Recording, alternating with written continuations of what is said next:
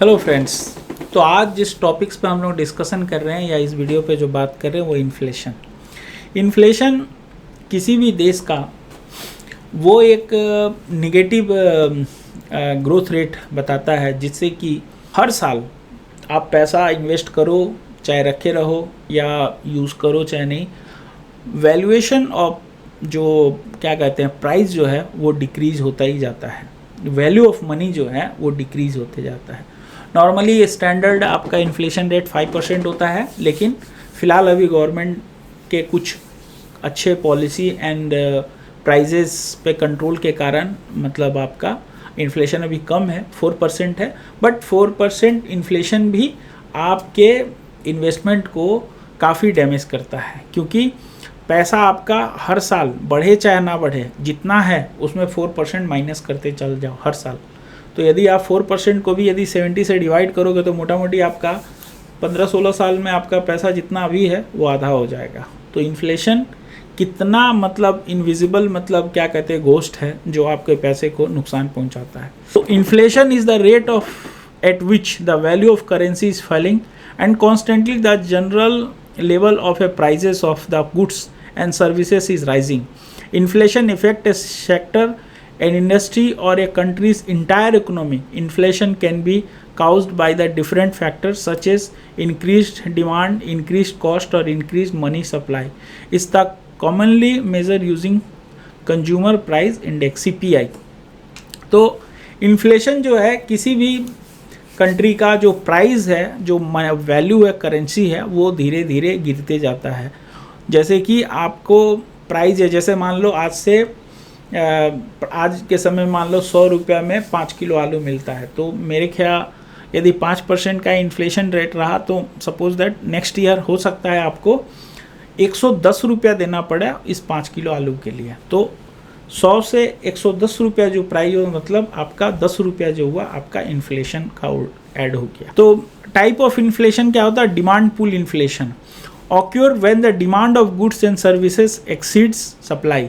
Supply से ज़्यादा यदि डिमांड्स हो गया तो प्राइस हाइक होगा, तो फिर वो इन्फ्लेट होना शुरू हो जाएगा। कॉस्ट पुश आपका inflation result from rising cost of production leading to increase prices. यदि मान लो आपका कोई सामान बनाने में खर्च बढ़ रहा है तो फिर उसका प्राइस बढ़ेगा, प्राइस ज़्यादा बढ़ेगा तो डिमांड में भी हो सकता है कम भी हो जाए, क्योंकि अफोर्ड करने वाले बंदे ही पैसा खर्च कर पाएंगे, नहीं तो नहीं कर पाएंगे। तो इस तरह का भी इन्फ्लेशन होता है। Built in inflation link to adaptive expectation where business and worker adjust price and wages based on the anticipation inflation rates. Suppose that मान लो आज के समय में 10,000 में आपका एक परिवार चलता है, ये परिवार आपका जो है 10,000 में चल रहा, नेक्स्ट ईयर में मान लो इन्फ्लेशन रेट 5% रहा, तो नेक्स्ट ईयर उसको इस 10,000 का परिवार को चलाने के लिए मे भी हो सकता है उसको 11,000 रुपया चाहिए। तो लेकिन उसका यदि वेजेस 10,000 रुपया का ही रहा तो फिर तो उसको 1,000 रुपया का लॉस होगा। तो इसको बिल्डअप करने के लिए डेवलपमेंट प्लस ऑपरेशनल जो कॉस्ट का एडजस्टिंग करते हैं, जो वेजेस कंसीडर करते हैं कि प्रोड्यूसर एंड कंज्यूमर के बीच का जो रेट होता है उसको बैलेंसिंग करने को ही बिल्ट इन इन्फ्लेशन कहते हैं। तो economic implications moderate inflation can be both positive and negative. तो भाई दोनों ही केस में आपका इसका असर पड़ता है। और हाई इन्फ्लेशन क्या करता है कि आपका सेविंग को कम करता है, आपका इन्वेस्टमेंट को कम करता है, आपके पास बचता ही नहीं है पैसा। और लो जो रहेगा आपका जो है तो आपका पैसा खर्च करने का कैपेसिटी बढ़ेगा, कम पैसे में आप ज़्यादा सामान खरीद सकते हो। बट ऐसा होता नहीं है, मोस्टली पैसा का वैल्यू गिरता ही जाता है, आजकल परसों तरसों गिरता ही जाएगा।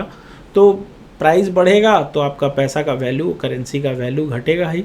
तो इन्फ्लेशन रेट को कंट्रोल करने के लिए गवर्नमेंट बहुत सारी पॉलिसी एंड प्रोसेस में चेंजेस करते रहती हैं, जिससे कि इन्फ्लेशन कंट्रोल में रहे। आज के डेट में गवर्नमेंट 5.22 से 4.31 तक लेके आई हैं, और ऐसा एक्सपेक्ट किया जा रहा है कि नेक्स्ट फाइनेंशियल ईयर तक हम लोग 4.8 तक इसको कम कर सकते हैं। तो इसके लिए गवर्नमेंट जो स्टेप्स उठाई है वो है फूड प्राइजेस। जो फूड प्राइजेस है उसको कंट्रोल करने की कोशिश की है, मीन्स डिमांड एंड सप्लाई को बैलेंस करने की कोशिश की है। Plus central bank policy repo rate में कुछ कम बेसी करके, कुछ मतलब क्या कहते हैं ऐड ऑन करके इन्फ्लेशन को कंट्रोल करने की कोशिश की है।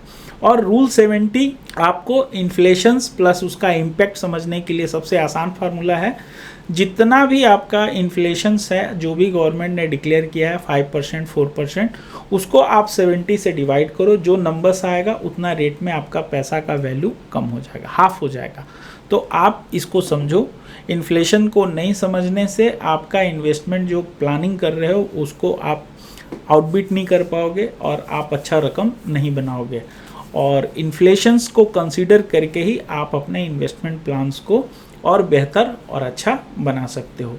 आप सर्च करोगे कि भाई इन्फ्लेशन का सबसे ज़्यादा इम्पैक्ट किस पे आ रहा है, कौन सा एसेट क्लास जो है अच्छा मतलब इन्फ्लेशन को बीट कर रहा है, तो इन्फ्लेशन को जो समझेगा वही इन्वेस्टमेंट को इस तरह के प्लानिंग्स को अपने इन्वेस्टमेंट प्लान में इंक्लूड कर पाएगा। तो इन्फ्लेशन को समझना बहुत ज़रूरी है और इन्वेस्टमेंट के लिए इन्फ्लेशंस का रूल्स को अपने इन्वेस्टमेंट के स्ट्रेटेजी में आपको बहुत सारे पॉजिटिव एंड नेगेटिव इम्पैक्ट को समझने में आसानी करती है।